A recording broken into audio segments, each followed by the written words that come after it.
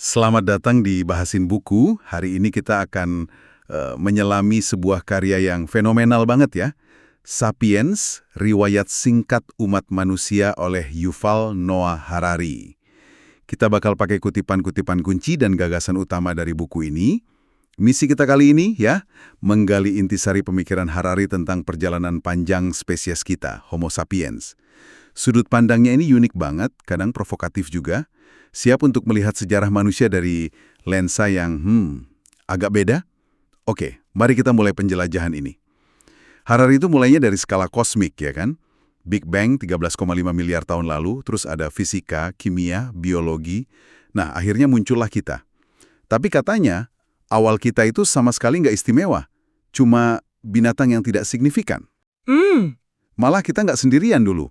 Ada Neanderthal, ada Homo erectus, bahkan sampai Homo floresiensis yang dijuluki hobbit dari Flores itu. Agak aneh ya ngebayangin dunia dulu isinya macam-macam manusia gitu. Betul sekali.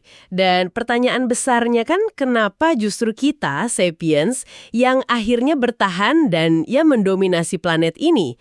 Salah satu faktor kuncinya tentu saja evolusi otak kita yang luar biasa besar.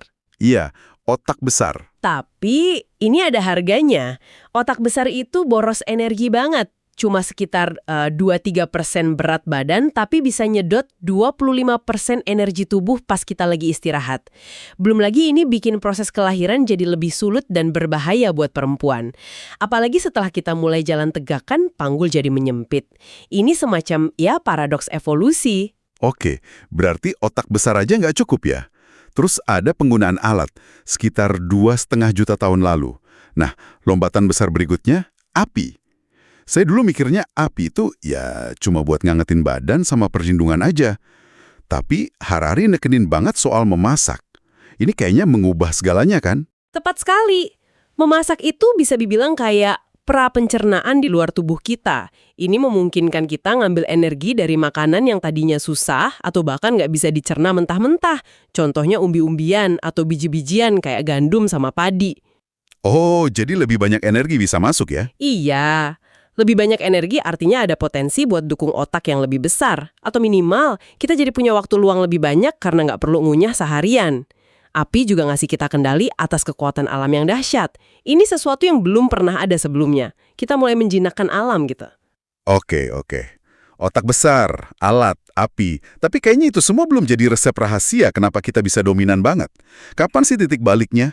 Nah, Harari nunjuk ke revolusi kognitif, kira-kira 70.000 tahun yang lalu.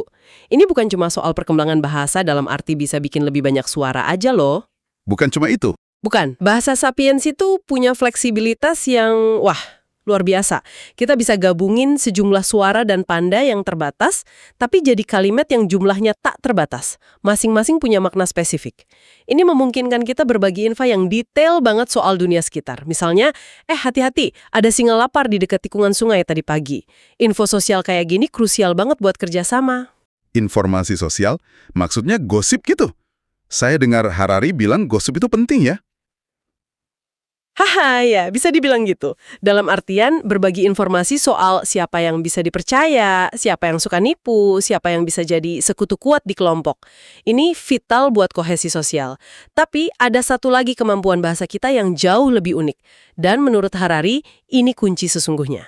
Wah, apa tuh? Kemampuan kita buat ngomongin hal-hal yang nggak ada di dunia fisik. Nggak ada di dunia fisik. Maksudnya? Ya, konsep-konsep abstrak, entitas fiksi, kayak dewa, roh leluhur, bangsa, perusahaan. Harari pakai contoh Pujo, itu kan badan hukum. Dia eksis tapi nggak bisa kita tunjuk fisiknya di mana. Oh iya.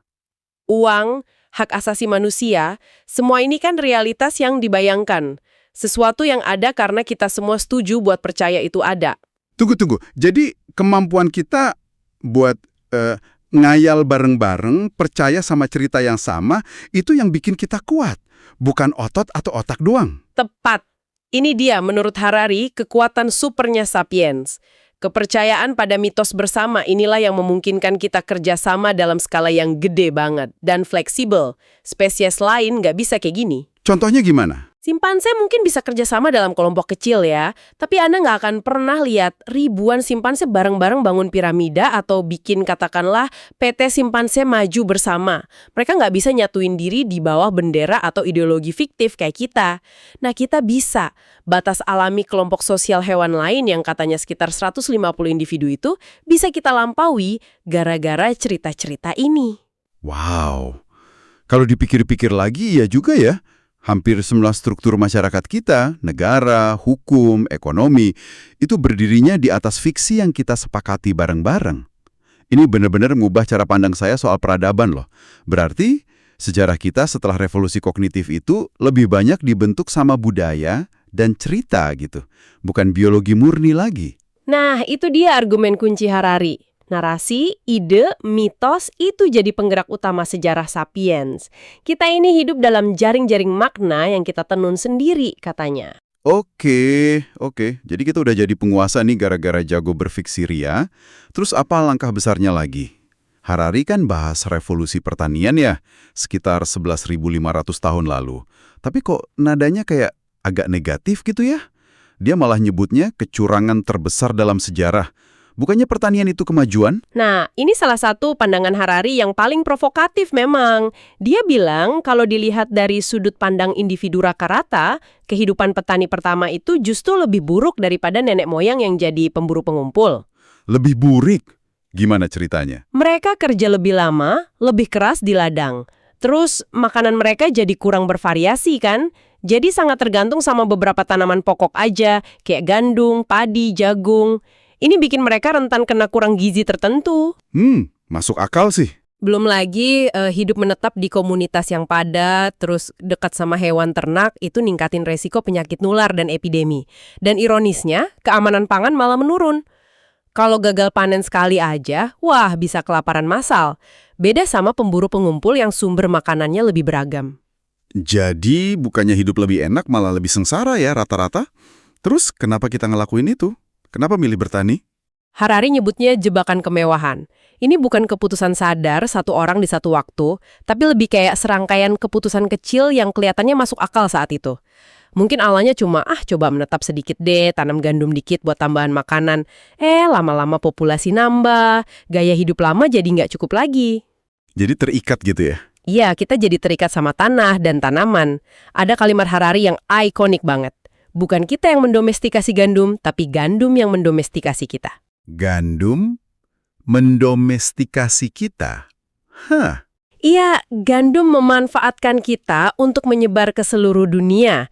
Kita yang kerja keras merawatnya. Wah, itu pemikiran yang cukup liar ya. Dan dampaknya gede dong berarti. Surplus makanan, meskipun kadang tipis, itu menciptakan hierarki sosial. Betul sekali. Surplus makanan bikin sebagian orang jadi nggak perlu bertani lagi. Muncullah kelas penguasa, prajurit, pendeta, pengrajin. Dari situ lahir kota, kerajaan, dan ketimpangan sosial yang lebih tajam.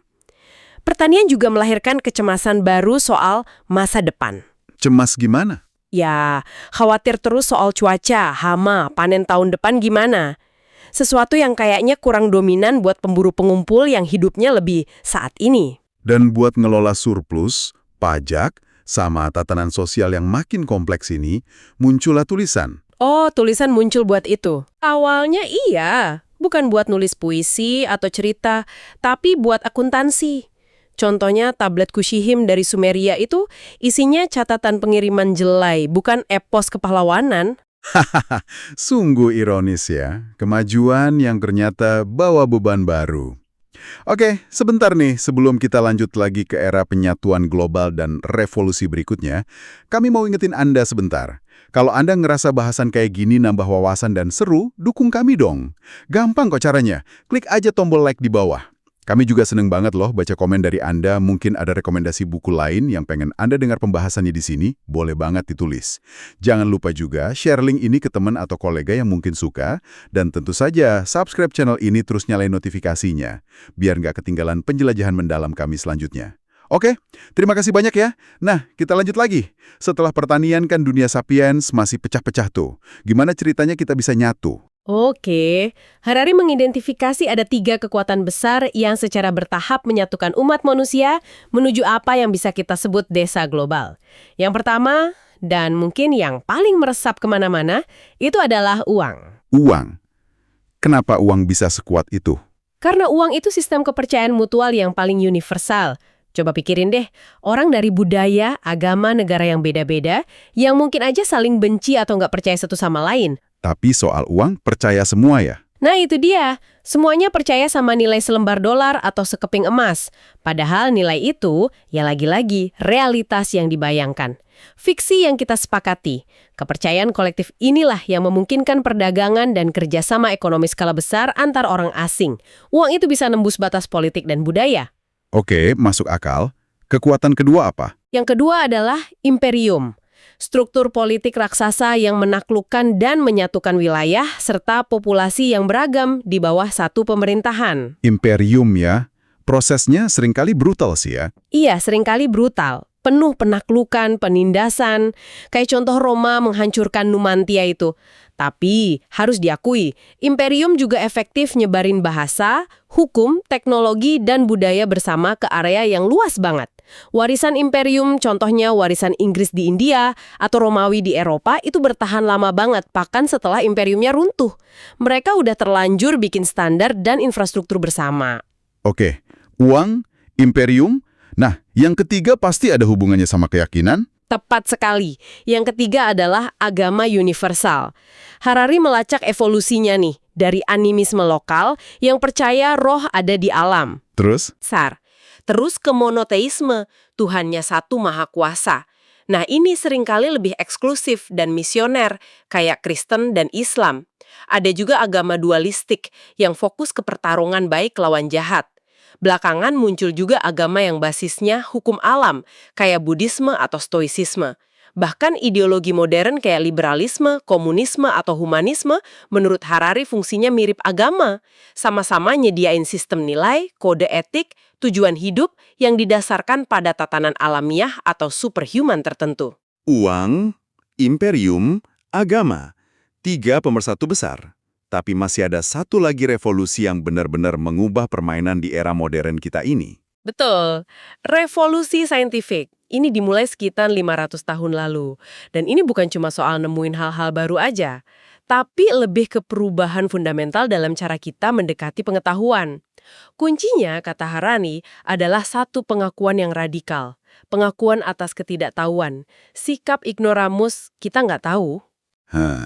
Jadi justru mengaku nggak tahu itu yang jadi kekuatan. Agak aneh ya kedengarannya. Biasanya kan tradisi lama itu klaimnya udah punya semua jawaban penting. Persis. Justru itu bedanya. Sains modern itu bersedia ngakuin batas pengetahuannya. Dan secara sistematis, dia nguji asumsi dan teori lama lewat observasi empiris dan analisis matematis. Ini kemudian memicu sebuah lingkaran umpan balik yang dahsyat banget. Lingkaran umpan balik gimana tuh? Pengetahuan ini memungkinkan teknologi baru ngasih kekuatan baru entah politik atau ekonomi. Kekuatan ini dipakai buat danain riset sains lebih lanjut, terus aja muter gitu. Oh, jadi saling menguatkan gitu ya? Iya. Siklus ini yang mendorong kemajuan jadi eksponensial, cepet banget. Yes. Dan lingkaran ini makin cepet muternya gara-gara kawin sama dua kekuatan lain kan? Betul. Perkawinan antara sains, imperium, dan kapitalisme. Imperium Eropa misalnya, itu danain ekspedisi penjelajahan yang sekaligus jadi misi saintifik. Contoh klasiknya pelayaran Kapten Cook. Dia bawa ilmuwan, terus mereka bisa mencahin masalah skorbut pakai metode ilmiah, tapi di sisi lain, pelayaran itu juga buka jalan buat kolonialisme. Dua sisi mata uang ya? Sementara itu, kapitalisme dengan keyakinan pada pertumbuhan ekonomi yang nggak ada habisnya dan mekanisme kredit investasi berdasarkan kepercayaan pada masa depan, nah ini nyediain dana yang gede banget buat riset dan pengembangan teknologi. Teknologi yang mahal dan beresiko, tapi harapannya bisa ngasih untung lebih besar lagi di masa depan. Perkawinan tiga serangkai ini yang bawa kita ke era industri, energi melimpah, produksi massal. Tapi, ya itu tadi, ada juga sisi gelapnya kayak eksploitasi dan ancaman kerusakan lingkungan. Ini benar-benar ngubah muka planet dan masyarakat kita ya. Sangat drastis perubahannya. Harari juga nyatet gimana era modern itu menyaksikan runtuhnya struktur tradisional kayak keluarga inti dan komunitas lokal. Peran mereka banyak digantikan oleh negara dan pasar. Kita jadi lebih individu, tapi di saat yang sama kita terhubung dalam komunitas-komunitas yang dibayangkan, yang skalanya gede banget, kayak bangsa atau kelompok konsumen. Jutaan orang bisa merasa punya identitas bareng, padahal nggak pernah ketemu muka. Dan di tengah semua perubahan gila-gilaan ini, muncul pertanyaan gede banget. Apakah kita jadi lebih bahagia? Semua kemajuan teknologi, ekonomi, ini bikin hidup kita lebih baik secara subjektif, nggak sih? Nah, Harari masuk ke studi soal kebahagiaan atau kesejahteraan subjektif. Temuannya lumayan menarik loh. Ternyata kebahagiaan itu nggak berkorelasi kuat sama faktor eksternal kayak kekayaan, kesehatan, atau kekuasaan setelah kebutuhan dasar kita terpenuhi ya. Oh, jadi kalau udah cukup makan, cukup aman, nambah kaya belum tentu nambah bahagia gitu? Kira-kira begitu. Yang lebih nentuin itu ternyata kesenjangan antara kondisi objektif kita sama ekspektasi subjektif kita. Jadi, menang lotre atau kena musibah besar itu seringkali efeknya cuma sementara buat kebahagiaan jangka panjang. Kita cenderung balik lagi ke titik setel kebahagiaan biologis kita masing-masing. Ekspektasi kita tuh beradaptasi terus. Wah, jadi bukan soal apa yang kita punya, tapi apa yang kita harapkan dibandingin sama apa yang kita punya. Ini ngejelasin banyak hal sih. Tapi kalau gitu, berarti kebahagiaan itu cuma soal kimia di otak dong? Serotonin, dopamin, gitu-gitu? Iya, pandangan biologis memang ngarahnya ke sana. Dan ini buka kemungkinan atau mungkin ancaman ya, buat mencapai kebahagiaan lewat manipulasi biokimia, kayak pil soma di novel Brave New World itu. Ngeri juga ya kalau gitu. Tapi Harari juga ngajin alternatif lain kok, misalnya dari pandangan Buddhisme. Kebahagiaan sejati itu bukan ngejar sensasi menyenangkan yang sifatnya sementara aja, tapi lebih ke pembebasan dari keterikatan pada sensasi itu sendiri. Caranya lewat pemahaman mendalam soal sifat pikiran dan realitas, bukan ngejar high tapi mencapai ketenangan batin yang sejati. Menarik. Pencarian kebahagiaan ini akhirnya bawa kita ke babak terakhir buku ini ya. Masa depan Sapiens. Harari bilang, kita mungkin di ambang akhir sejarah Sapiens seperti yang kita kenal sekarang. Kedengerannya dramatis banget. Memang dramatis, karena kita sekarang mulai secara aktif meretas hukum seleksi alam yang udah ngebentuk kehidupan selama miliaran tahun. Harari ngelihat ada 3 jalur utama di mana kita ngelakuin ini. Pertama, rekayasa biologi. Rekayasa biologi. Iya, kita udah lebih dari sekedar penyebirian atau pemulihan selektif kayak dulu. Sekarang kita bisa ngedit gen secara presisi, bikin organisme transgenik, bahkan udah ada mimpi buat bangkitin spesies punah kayak mamut. Wow, itu yang pertama. Terus? Kedua, rekayasa cyborg. Menggabungkan yang organik sama anorganik. Tangan bionik yang dikontrol pikiran, implan koklea buat pendengaran, antarmuka otak komputer. Batas antara manusia sama mesin makin kabur aja. Kita jadi kayak perpaduan daging sama sirkuit. Makin kayak fiksi ilmiah ya. Yang ketiga apa? Dan ketiga, potensi penciptaan kehidupan anorganik. Kecerdasan buatan atau AI yang bisa ngelampaui kecerdasan manusia, program komputer yang bisa berevolusi sendiri, bahkan mungkin kesadaran yang nggak berbasis karbon lagi. Kehidupan bisa jadi lepas sepenuhnya dari biologi. Rekayasa biologi, cyborg, AI. Ini beneran kayak plot film sci-fi, tapi katanya lagi terjadi sekarang. Harari nyebutnya proyek Gilgamesh modernnya, pencarian keabadian dan kekuatan ilahiyah. Kita ini lagi menuju ke, apa ya, sesuatu yang bahkan kita belum punya namanya mungkin.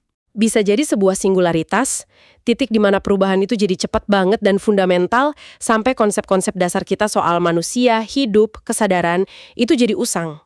Perjalanan kita ini emang luar biasa sih. Dari hewan gak penting, sekarang jadi calon dewa yang bisa merekayasa kehidupan dan bahkan keinginan kita sendiri. Perjalanan yang dipaparkan Harari ini emang epik banget ya, mencakup miliaran tahun. Terus diakhiri sama pertanyaan-pertanyaan filosofis yang dalam banget. Soal masa depan kita. Bikin mikir, tapi sekaligus agak ngeri juga sih. Ada kutipan penutup Harari di buku ini yang rasanya pas banget sama kondisi kita sekarang. Dia nanya, apakah ada sesuatu yang lebih berbahaya ketimbang Tuhan-Tuhan yang tidak puas dan tidak bertanggung jawab, yang tidak tahu apa yang mereka inginkan? Kita sekarang punya kekuatan yang gede banget, tapi pertanyaannya, kita tahu nggak sih apa yang sebenarnya kita inginkan dengan kekuatan itu? Pertanyaan yang bagus banget buat kita semua renungkan ya. Saat kita bisa merekayasa hampir segalanya, termasuk hasrat kita, pertanyaan kuncinya mungkin bukan lagi kita ingin menjadi apa, tapi kita ingin menginginkan apa. Nah, itu sebuah pemikiran akhir buat Anda bawa pulang. Terima kasih sudah menyimak penjelajahan mendalam kita kali ini.